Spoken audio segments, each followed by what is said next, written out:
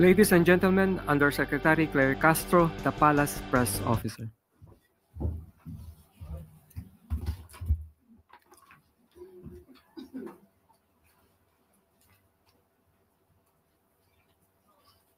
Magandang hapon, Malacanang Press Corps. Ang laban kontra droga ay laban nating lahat. Iyan ang mensahe ni Pangulong Ferdinand R. Marcos Jr. sa pagbisita niya sa PDEA Laboratory ngayong araw. Bilang patunay sa dedikasyon ng pamahalaan na masawata ang iligal na droga, tinatayang nasa 62 billion pesos na ang kabuuang halaga ng illegal drugs na nakumpiska sa tatlong taon ng administrasyon. Dagdag ng Pangulo, maraming Pilipino na ang nailigtas mula sa bigkis ng illegal drugs, pero malayo pa ang tatahakin upang tuluyang mapuksa ito. Binigyan diin ni Pangulong Marcos Jr. na hindi lamang small-time drug offenders ang target ng kampanya kontra droga. Pupuntiryahin ng pamahalaan ang mga tunay na kalaban nito, ang mga malalaking sindikato na sumisira sa kinabukasan ng kabataang Pilipino. Kabilang sa whole of government approach ng administrasyon,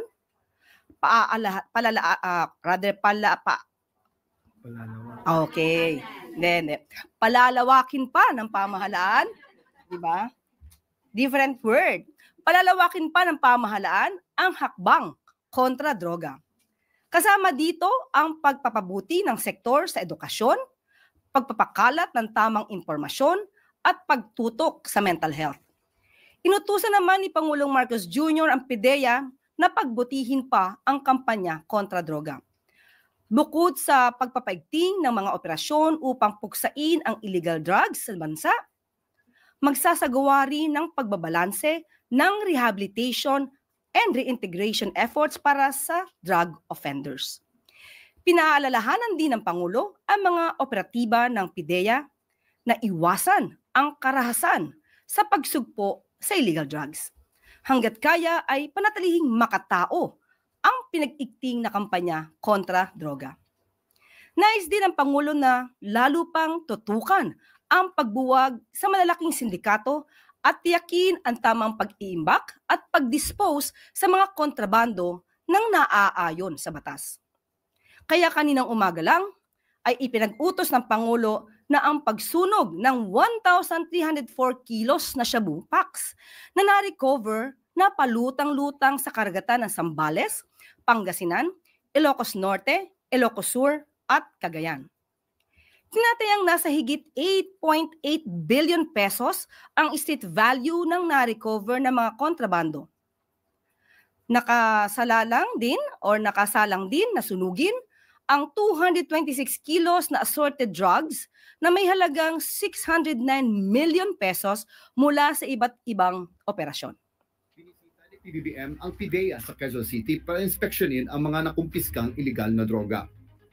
Kabilang dito ang mga floating shabu na nakuha sa baybayin ng ilang lalawigan sa Luzon. Ang kontrabando ay sisirain sa harap ng media sa pamamagitan ng thermal decomposition. Ayon sa Pangulo, maraming buhay ang naligtas ng mga nasamsam na kontrabando. Pinuri niya ang mga mangingistang nagsuko ng mga ito at muling binigyang diin ang mapayapang laban kontra droga.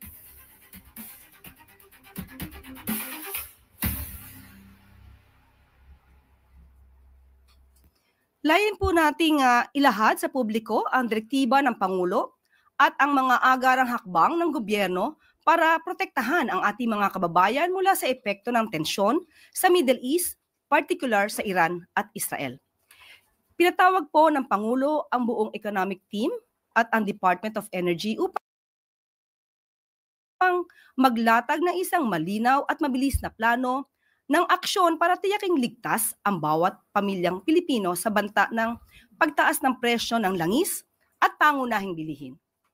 Narito po ngayon si Department of Energy OIC Sharon Garin upang ipaliwanag ang mga hakbang at direktiba ng Pangulo. Good afternoon, ma'am. Good afternoon, ma'am. Thank you. Today po, ang recent report po sa presyo ng langis, bumaba siya bigla. As of yesterday, it was on the high 70s. Ngayon po, nasa 69, bumalik siya. Siguro dahil sa mga proclamations ng President Trump and all the ongoings in the conflict of Iran and Israel. Ang epekto niyon, kumalma na yung industriya, there's less speculation. So it went down to 69 as of this morning. So that's good news for everyone. And pero kahit may good news tayo ngayong umaga, ang utos pa rin ng presidente is we make sure that we protect the Filipino people from the impact of the oil price hike.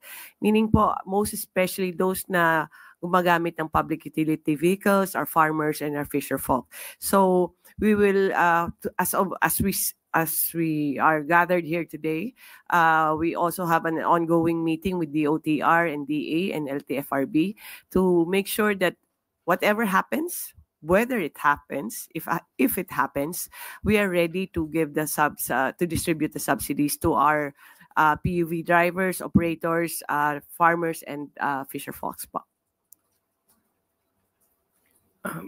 We are now open for questions. Tuesday New, DCWB.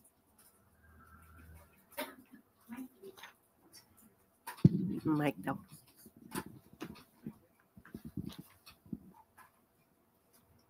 Good afternoon, ma'am. Sa ngayon po ba, ma'am, mayroon na po ba kayong natukoy kung magkano ang halaga noong ibibigay na fuel subsidy sa bawat transport sectors like AUV, PUV, or TNVS? Yes, ma'am. Wala pang definite na amount. Ang definite lang doon is we have 2.5 billion pesos for subsidy for PUVs. But that is the individual distribution, kung magkano tatanggapin ng kada recipient. It depends siguro kung sino ang makakatanggap at ilan ang makakatanggap. Currently, DOE, DA, and DOTR are meeting, and DOTR is also hard at work determining the number of recipients, kung sino ba talaga yung makakatanggap. But I think the OTR already identified and now they're just finishing up the listing yata. But as pronounced by the OTR, they're ready to disperse anytime that the signal is given to them. Yan po ba, ma'am, ay pwede nang asahan ng ating mga transport operators and drivers within the week na mai-release? We have to ask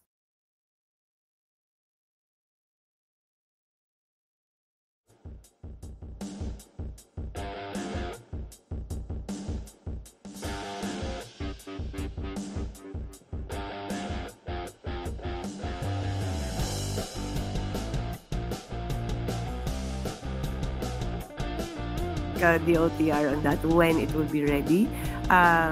Pero dalawang agencies yan, ano? May Department of Agriculture din for farmers and fisher folks, which is around 600 million pesos under the General Appropriations Act, and then there's 2.5 billion for the OTR for the PUVs.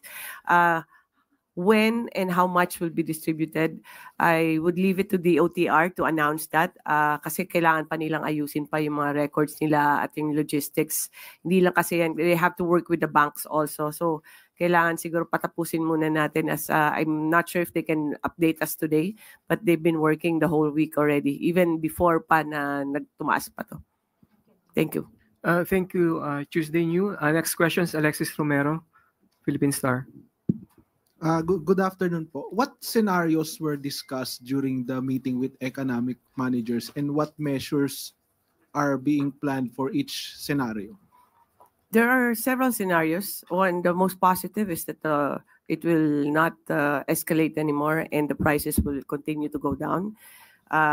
Today is a good day with the $69 per barrel. It can escalate. The worst scenario is they close the Strait of Hormuz. Meaning yan, many of our supply kasi dumadaan dyan eh.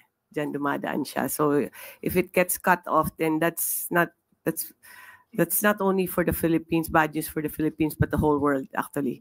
So we've been discussing different scenarios from worst to best. Pero I think ang gustong makita ng presidente this morning. What is the effect on the Filipino people? For example, those that are living, our OFWs that are in the Middle East, what is the effect on their growth? No? Kasi malaking tulong po ang mga OFW in the Middle East as far as our economy is concerned. Kasi malaki din yung pinapadala nilang mga remittances. And then also, what is the effect on the daily life of the Filipino people? Kasi po, ang oil po will affect the presyo ng pamasahe natin. And if the price increases, it will also cause increases in our basic goods, our necessities po. So, it was a very broad discussion, pero focused on making sure that there is less impact on the daily lives of each Filipino family. Okay, salamat po. So, what are the contingency measures in place in the event that the worst case scenario materializes? I can only talk about Department of Energy, Yes po. because there are other agencies also concerned. Iba-iba rin yung mga scenarios na ginagamit nila at possibilities of options, no? But for DOE, if we start, we have the AYUDA system, which is to ang importance of the AYUDA for the drivers is that so that they won't increase their fares. No? And if we don't allow increase of fares, we have to give them something. Otherwise, sila yung mag-shoulder. So yun din yung ayaw ng presidente. So we need to make sure that everybody's protected. And the government is willing to subsidize part of their cost of delivering our people from work to home and home to work. Ito po yung subsidy na binibigay, which is 2.5 billion. And 2 days ago or 3 days ago, the president called for oil companies to stagger the staggering ng increase kasi dapat kasi 5 pesos or more, no? So sabi ang meeting namin kahapon ang mga oil companies at 10 in the morning, and before 6 p.m. they already announced their plan to stagger 2 days, June 24 and June 26, no? 2.60. So the impact, overall impact is same. You'll be charged, the increase will be 2 times 2.60. Pero na-stagger siya. So ngayon po, kung tignan niyo po yung mga gas stations natin, ina-anticipate na nila yung increase bukas. So, maraming nagpapagas na ngayon. So, mapaplano ng mga pamilya kung kailan sila bibili. So, kung isahan lang kasi one time lang yung planning mo. Pero, at least kung ma-stagger mo siya, you have to, the whole week to plan out your expenses on fuel. So, I think that's a good call on the part of the president. And other than the AYUDA, we are also asking for oil companies to expand or to increase their discounts or promos for public utility vehicles. As of today, we have received confirmation that one company is willing to give 1 peso discount for our PUV drivers for every liter. So maganda po yan, less 1 peso po yan. Malaking savings yan. We have calculated if they run at 10 hours a day, they will save about 18,000 pesos a year kung ganun yung mangyayari po. So malaking tulong po yan. And that is not from government, that's the willingness of the oil company to help, no? Bayanihan po kasi ang epekto niyan. Since the president called for them to stagger, parang ganahan na rin ang mga oil companies tumulong. So, the first company to confirm their discounted rates is Clean Fuel. I think they're based more on Metro Manila.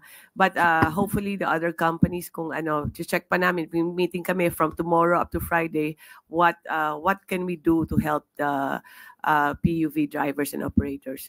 Mind you, because of the lowering of the prices internationally, it might go lower also, no? Yung presyo, baka hindi na kailangan ng ayuda. But we will still continue.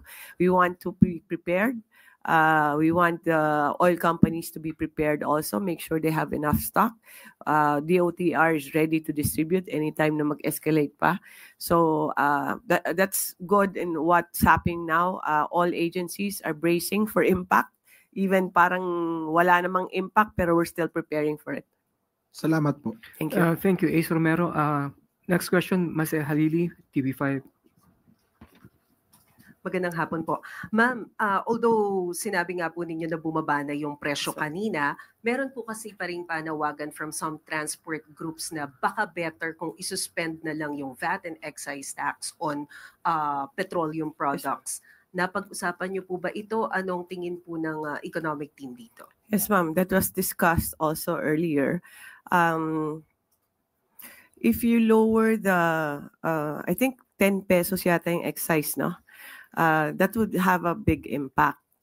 But the excise tax and the value-added tax, which is 12%, is imposed because of a law, no? Legislation yan eh.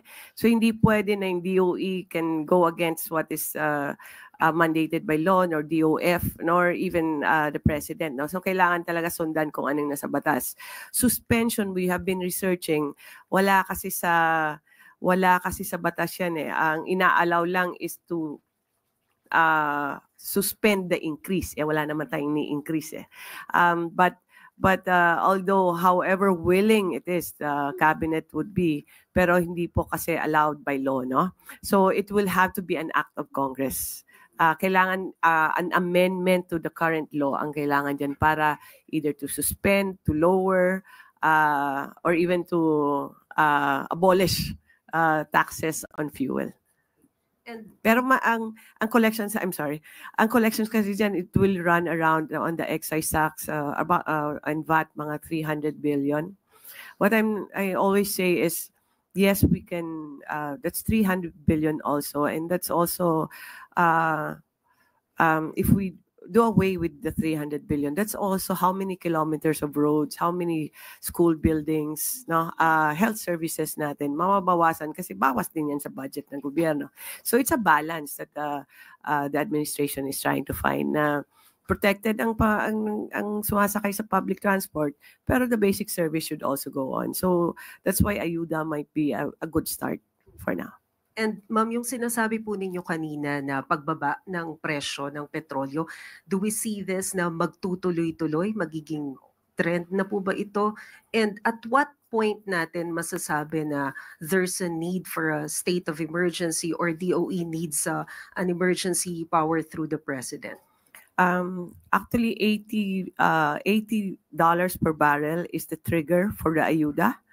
And also under NIRC,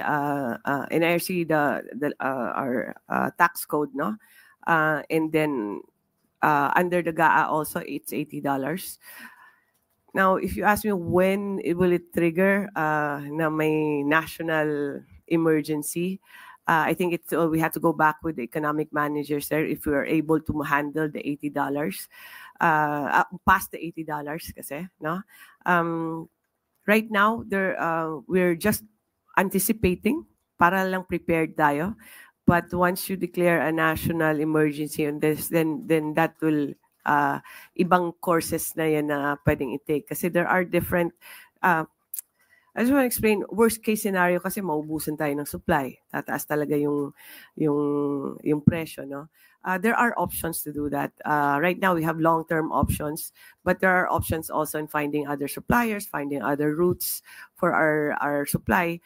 Pero those things, siguro kanina kumalma na rin yung economic team because they've seen that there's a lowering of the prices. So we've been instructed to just prepare as usual, like as if we're going to break the $80 limit.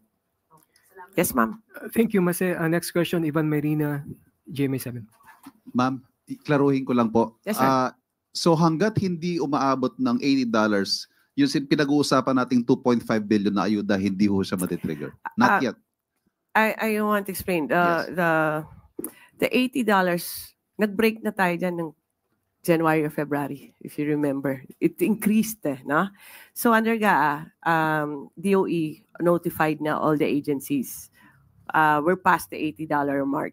So anytime, one time lang naman yung notification eh. They can use up the funds anytime naman. So that's why I don't want to say when and how much because it is for DOTR. Sila yung mandate to distribute. Balikan ko ho Yes, yung sa worst case scenario, Yes, sir. yung isara yung Strait of Hormuz na may ipit yung supply Pagdasal natin. mo lang na hindi. Sana nga. It's never happened in history. Yes. Actually. Yes, sir. Pero as we speak, nasa anong level po ang inventory ng oil companies natin and how long will it last? For how many days? At kung mangyari nga po yung worst case scenario, ano-ano ho yung mga options natin, alternatives na pagkukunan? Yes, sir. By regulation, all oil companies are required to have 15 days of buffer stock, no? Ang reserba nila. We check it every day. They report every day kung ano yung level nila. And as of today, the average is around 28 days. So halos isang buwan naman yung stock nila. Some are more than compliant, more than 28 days. Some medyo may problema pa. It's good that we've been visiting the oil companies because now we are helping with their permitting process para siguraduhin na lahat sila compliant. So meron tayong 30 days. The whole country as an aggregate, all oil companies combined, we have 30 days of buffer stock. I think that's a good number because that's also cash for our oil companies. Yeah. They spend for that. So it's heavy for them also to extend that to 2 months. 1 month is a good number. Now, if you have kung may closure, which I really doubt, and because that's against the interest of everyone in the Middle East and the whole world, even the big countries, I don't think parang they would allow that. Pero there are also alternative routes for shipping. Also alternative sources. We're talking about Middle East here. Actually, Iran is only 1.5% of the whole OPEC country export. Kasi po, oil embargo na yun dati. Most of their exports are sent to China. So, ang lang sa international market is about 1.5 million ang naka-alat lang dyan. There are other OPEC countries that in total have 5.5 million na reserves, so pwede nila i-cover. And if that is not possible, we also have other countries like US, Canada, Brazil, and other countries that can be sources also. So we have alternatives. It might not be as efficient, pero it's the country has an option to find alternatives. Thank you, sir. Ivan. Next question, Job Manahan, ABS-CBN.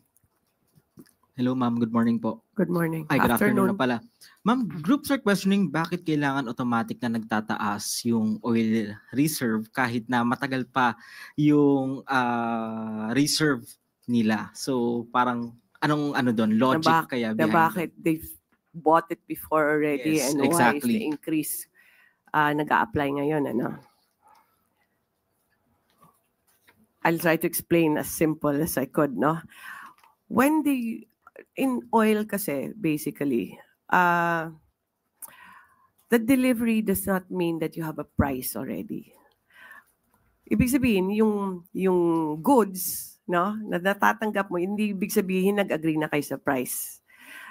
Okay, so they agree on the price depending on yung tinatawag nila na MOPS sa Singapore, yung parang average on the international market, let's say, no? So, what you consume today, mag-agree kayo yan kung anong MOPS ang gagamitin ninyo, and then that was what you pay. If you have 100 liters, for example, and you only sell 10, you pay the 10 as agreed. Hindi dahil nakuha mo na siya 2 weeks ago, nagbayad ka na, no. The price is determined as you go. So my simple explanation would be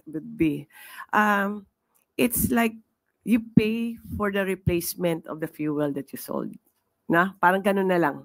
Para lang, it's as simple as that, na kung ano yung cost ng fuel na binenta mo to replace that, that's what you pay for it. Kasi medyo hindi sila nagde-define ng presyo kaagad ngayon anong delivery. They determine that upon when the time that you sell it. Medyo iba yung practice ng industry. So that's also a question of many, and it's hard to understand if you're not from the industry. But yes, that's how they do it in the oil companies. Lahat-lahat sila actually. Yes, sir. Ma'am, na-mention nyo kanina na bumaba na yung presyo ng crude oil. Magtutuloy-tuloy kaya or sa tingin nyo pwedeng hindi na ituloy yung second installment ng oil price hike sa Thursday? Well, we have to talk to the companies. Hopefully, kung bumaba naman, we have meetings again tomorrow with them until Friday. So we'll check with them if they can hold muna yung pag-increase kasi bababa naman. We have to check on that kasi they actually were willing na to sacrifice the 2.60 on their part for tomorrow. Ang problema kasi, oil companies are not regulated. The prices are not regulated. This was because of the oil deregulation law. So hindi natin nakokontrol. What the government can do is just ask the companies. We regulate the registration and all that. Pero yung presyo, hindi po. Kaya nga, it is quite heartwarming din when the president called for their participation in staggering the price hike. They responded positively. So that was on their willingness naman. Hindi naman violation yan kasi kung hindi ka sumunod pero they were willing to help the president to soften the blow of the oil price hike. So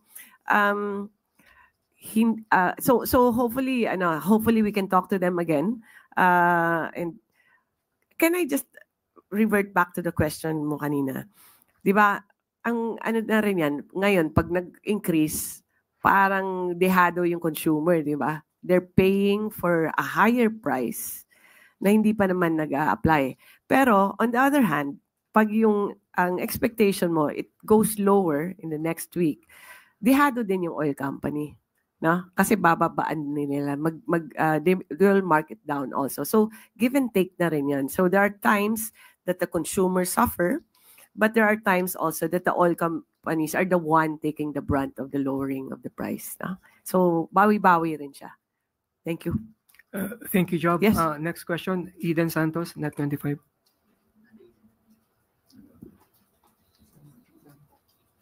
Sir, good afternoon po. Afternoon Sabi po. niyo DOTR, DA and LTFRB are ready to distribute the subsidy. $80 per barrel ang triggering Yes, sir. para tayo magbigay ng ayuda. Since bumaba na po siya sa 69 and we're expecting, sabi niyo po na magtuloy-tuloy yung trend na pababa. Yun po bang ayuda na naka-ready, 2.5 billion for operators and drivers and 600 million pesos para sa farmers and fisher folks, ay tuloy-tuloy pa rin po yung pagbibigay nito? Well, kung tuloy siya, pero yung premise mo kasi kanina, total bumababa na, pero posible din tumaas siya ulit. So, I would just want to say na ready yung DOTR and DA. Now, when will that be distributed? If it goes down or goes up, I would rather have DOTR announce that kasi nagbi-meeting pa nga, hindi ko alam kung ano pa nangyayari sa meeting.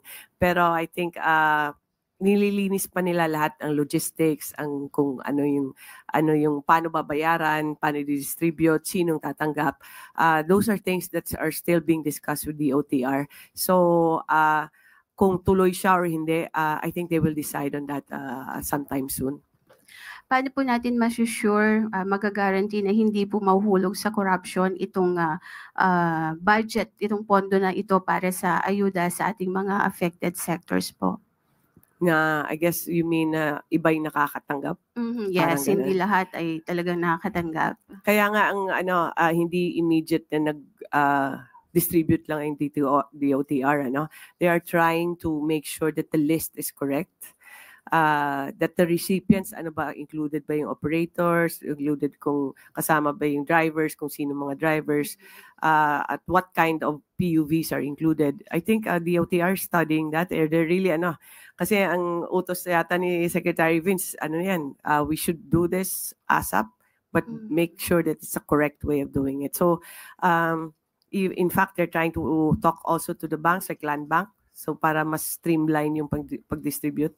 So all the safeguards, we're trying to do all the safeguards then. As long as the list is correct, I think that's half the battle already. Ginagawa naman nila lahat. Last question na lang po. Since ito pong nangyari sa Iraq at Israel, hindi naman po kahapon lang nangyari o last week. Sa Iran. Iraq and Israel. Iran and Israel. Huwag mong umpisahan yung isa. Baka sumali. Baka sumali.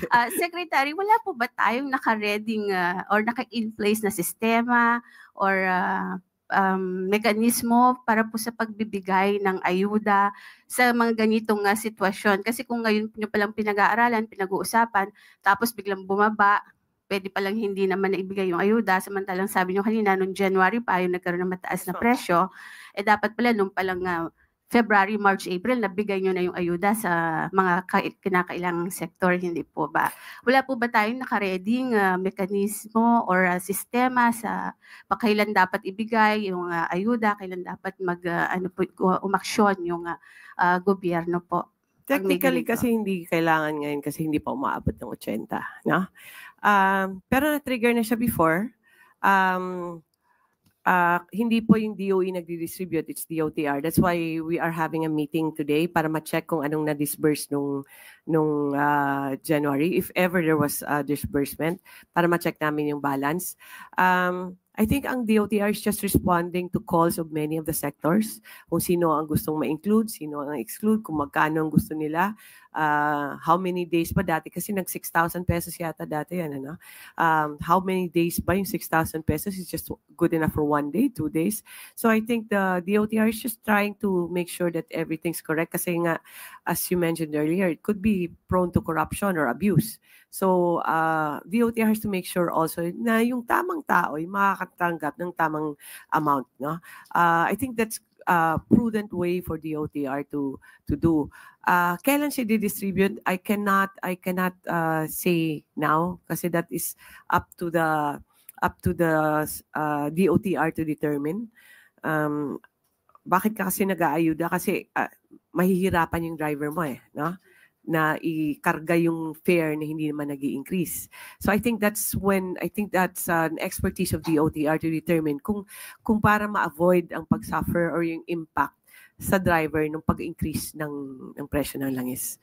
I think Secretary Vince would be in a better position in a few days siguro baka masagot niya na yan. Thank you. Maraming salamat, Ida. Next question sa Medinilla Business Mirror. Good afternoon, ma'am. Na-mention po nila, ma'am, na pina-check po kanina yung kung magkano pa yung balance dun sa budget for the fuel subsidies. Nabawasan po kaya yun noong January or February after checking po kanina? Hindi ko pa na-check kasi ngayon yung meeting. Napalipat ako dito sa pero I have to go check. That's the purpose actually ng meeting namin. But I do believe marami pang minimal lang yata ang nabawas dati kung if ever there was one, no? I think intact pa yung amount yan. Enough pa siya to subsidize the intended recipients natin. Tapos nabanggit po kanina nila na yung wala sa batas yung power na mag-suspend ng VAT or excise tax. Yes, sir. May recommendation po ba yung Executive Department or DOE in regards to that? Should Congress pass a legislation to allow that? I think that's for Congress to determine because of the separation of powers of the legislative and executive. Executive will follow whatever is the wisdom of Congress, ano. Pero I do believe on the part of Congress, in the past marami ng mga nag-file ng bill about that, about suspension or even emergency actions as far as oil taxes are concerned. So, tignan natin yung Kongreso kung kasi sila talaga dapat nagde-decide on what laws we want to be imposed in the country, particularly on the taxes on oil. So, it's in their discretion kung ano yung amendment na gusto nila sa batas. Tapos, ma'am, na-mention yung kanina na discuss ng economic managers yung projection kung ano yung possible impact ng worst case scenario or yung medyo good scenario pagdating dito. May na-discuss po ba kung nag-expect yung economic managers na ma-reach pa rin yung target when it comes to economic growth and employment this year, dahil nga sabi nyo medyo naging bumaba na yung price ng oil? Or ano po ba, meron po bang changes dun sa magiging targets? So far, based on what is happening today, so far as the conflict has subsided and the prices have gone down, parang minimal ang impact sa economy natin. I cannot give you the exact numbers, pero maliit lang talaga yung impact that I don't think it's alarming for our economic managers. Thank you very much. Thank you. Thank you, Sam. Next question, Clay Pardilla, PTB4. Yes, Magandang hapon po, Good afternoon po, ma'am. ma'am. Apo. Ma'am, you've mentioned about meeting with oil companies. Are we going to negotiate or ask them to consider not to implement another price hike? Dahil nga po nag-ease na yung tension, ilalatag po ba yun ng DOE sa mga oil companies? Kung yung MOPS kasi bumaba, dapat talaga bumaba na siya, no? Without even asking them to lower it. I think the question earlier was like yung other half na na-stagger, can it be negotiable pa? And that's for them to decide. And we will try our best to talk to the oil companies. We have a series of meetings with them. It's another act of kindness on their part if they do so. But rest assured that DOE will attempt. No? We'll try to talk to the oil companies. Thank you. Next question, Christian Yusores, Rajot 630.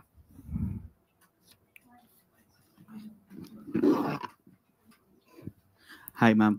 You mentioned po that you're encouraging the oil companies to offer discounts and promos to VUPs. Pero what's in for them po if they provide such discounts and promos? May incentives din po ba in return for them? They're giving discounts. I think for one company, actually, they're giving 1 peso discount for every liter. There's no incentive on their part, fiscal or any other incentive. It's a pure recognition of their altruism that they will get. So bayanihan effect lang talaga yun. So for that, we are very thankful with the oil companies because they're helping the president help our people. So wala po yan na may additional incentive sila. It's just really an appeal to their kindness, no? So for that, we're very thankful to all the oil companies. Thank you, Christian. Last question, Chloe Hufana, Business World. Good afternoon po, ma'am. Parang ano to, no? Parang defense plenary, no? Ma'am, Go ahead. the DOE and oil companies agreed to stagger the implementation of the supposed big-time hike this week. Will this scheme be implemented next week as well? Well, I'm hoping. You know, I'm 1 week only on this job. But I'm hoping by next week it will go lower and lower, and there's no need to stagger, unless we want to stagger the lowering. But I don't think that people would want that, no? But if it does increase next week, then that's our ask, na i-continue lang i-stagger every week ang increases. So, ngayon, we're staggering.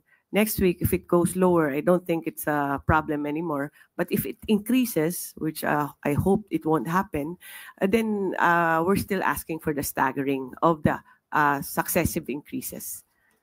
Yes, Thank ma'am. you, Chloe Hufana. Ma'am Claire. Okay na, ma'am. Thank you very much. Thank you, ma'am. Ma'am Sharon Garin, OIC of Department of Energy. Ma'am Sharon, can you please stay? Baka po may tanong pa eh. Okay, now, maaari na po tayong tumanggap ng mga katanungan mula sa kapita-pitaganang MPC. Okay, first question, ma'am, is from Chloe Hufana, Business World. Good afternoon, Yusek. Ano po yung napag-usapan kanina sa economic managers meeting? Nandito na po kanina si... Pero Ibigay wala ko na- po muna. Ma'am, babalikin ko po kayo. Well, this was the briefing of Secretary RC of DepDev, no?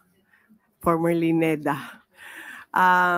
He was explaining the trend, which was bumababa na nga. Pero anyhow, I think na-categorize niya on different aspects, like what is the impact of the oil price hike or the volatility of the prices of oil, what's the impact on our OFWs, what's the impact of on the remittances, kasi malaki din yung contribution ng Middle East sa remittances natin. And then combining all that with our exports and imports and our trade with Israel, for example. Yun yung inassess ni Secretary RC. And with the current situation na mukhang hindi na mag-escalate or it's slowing down or there's ceasefire, hopefully it lasts longer, no? There's ceasefire among all the countries involved. And I think inadyo ni Secretary RC na, of course, the Iran and Israel will always have conflict. Pero yung ibang countries baka hindi na ma-involve. So combining all those, his team, I think, his department made an assessment on the impact on inflation as well as on the growth on the GDP of the Philippines, on the growth. So with all those considerations, I don't have the numbers here kasi na-present lang yung kanina, but the impact is so minimal to our economy that doesn't seem alarming as of now. Basta hindi lang siya aakyat ulit or the conflict worsens. So those are yun yung na-present ng and along with the Secretary RC of DepDev, there was all the agencies were there, including the Department of Foreign Affairs, Department of Finance, Secretary Recto was there, Secretary Go, all those involved.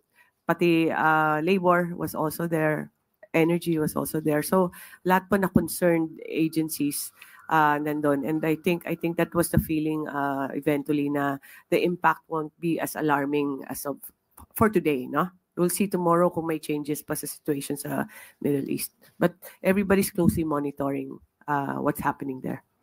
Thank you po. Thank you, Chloe. Thank you, Ma'am Sharon. Next question. Maraming salamat po. Richbon Quevedo, Daily Tribune. Good afternoon po, Yusek. Tawid po tayo sa technology. On the topic of AI, ma'am, last week a local official went viral over her alleged use of artificial intelligence for a prayer, which garnered negative reactions online. Now po, the government is counting on AI to boost digitalization and modernization of technology. While AI can be used for a lot of ways and even bad ones, is the president looking to have regulations for AI or at least a creation of framework to promote responsible AI use? Nagkaroon po ng sectoral meeting noong May 20, 2025, ang presidente, ang Pangulo, kasama po ang DOST. At pinag-usapan po nila yung National Artificial Intelligence Strategy for the Philippines. At ngayon po ay nagagawa na po sila ng framework at pati po yung pag-develop po ng hubs na ang focus po ay on understanding artificial intelligence. Ang inuutos po ng Pangulo ay magkaroon po ng tuloy-tuloy na pag-aaral patungkol po sa AI, advantages at disadvantages po nito, ang application po nito sa bansa at yung mga best practices nito sa ibang mga bansa. At magkaroon po ng regular na policy recommendations and research findings. So, nandun naman po. Follow-up lang po. Papalapit na po ang SONA and there may be an effort to spread misinformation, targeting not just the president but other public officials as well. Ano po ang mensahe ng Palasyo patungkol po dito? Unang-una po, pagbubutihan po ng gobyerno ang trabaho para po ito ay ma-reduce o masawata ang fake news at hingin din po namin ang inyong tulong patungkol po dito dahil sa media po, social media, sa mainstream media, malaking tulong po. Kapag ka po kayo may nakikita na po na fake news, ito po ay mai-alarma agad sa taong bayan. So we need your help. Thank you po. Thank you, Richbon. Next question, Clay Pardilla, PTV4. Magandang tanghali po, Yusek. Yusek, VP criticized the country's foreign policy and the administration's decision to allow foreign missiles in the Philippines. Ang sabi niya po, papapasukin mo ang missile ng foreign power sa bansa mo na alam mong kinaiinisan ng kalaban niya. Any comment po, Yusek? Salamat. Yes, the President said, we expect that from the Dutertes because they are pro-China. At ang Pangulo po ay pro-Philippines. Thank you, Clay. Eden Suarez. Yes, good afternoon po. Bagaman mayroong mga pagbaba sa presyo ng langis ngayon na nabanggit ng DOE, mataas man o mababa po yung langis ay mataas pa rin ang presyo ng mga bilihin. Ano po yung mga specific na hakbang o direktiba ni Pangulong Ferdinand Marcos Jr. para po mapigilan yung patuloy na mataas na presyo ng bilihin, hindi na lamang po yung pork ngayon, maging yung manok ay tumataas din po ang presyo.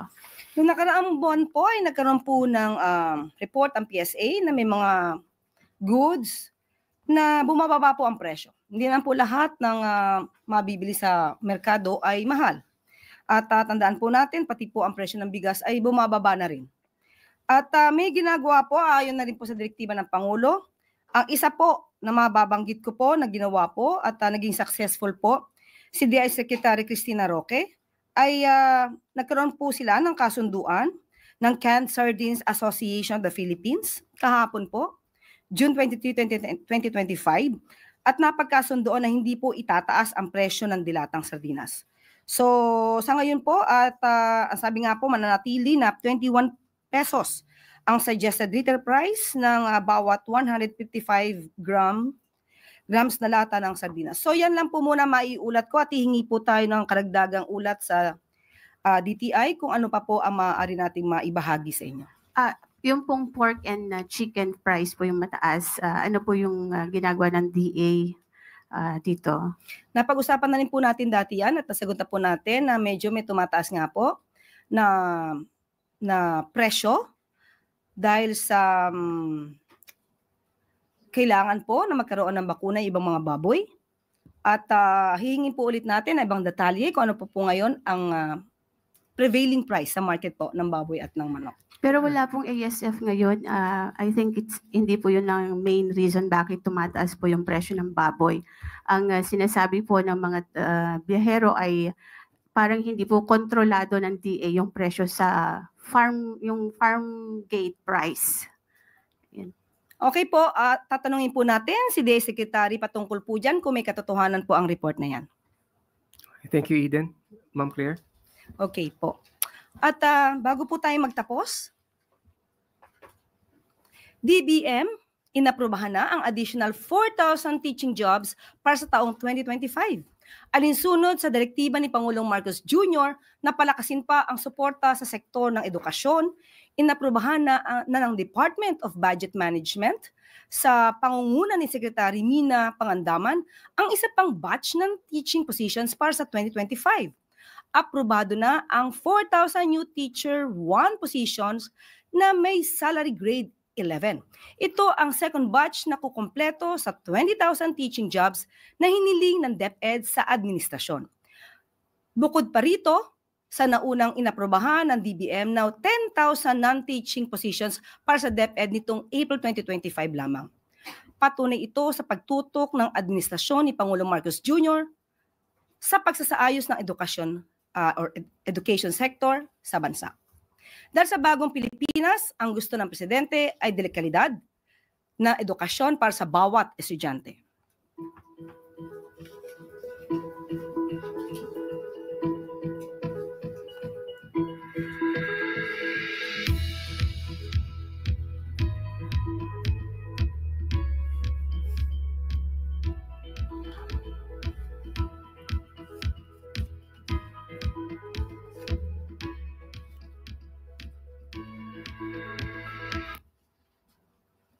Aksyon, hindi bakasyon.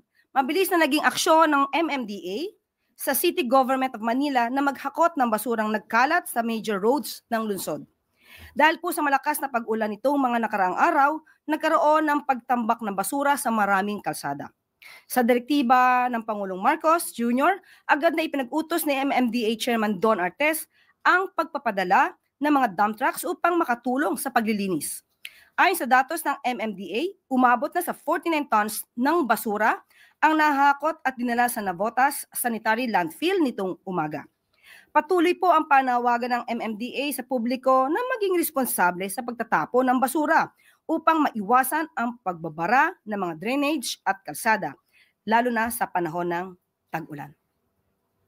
At di na po nagtatapos ang ating press briefing. Maraming salamat. Magandang hapon para sa bagong Pilipinas.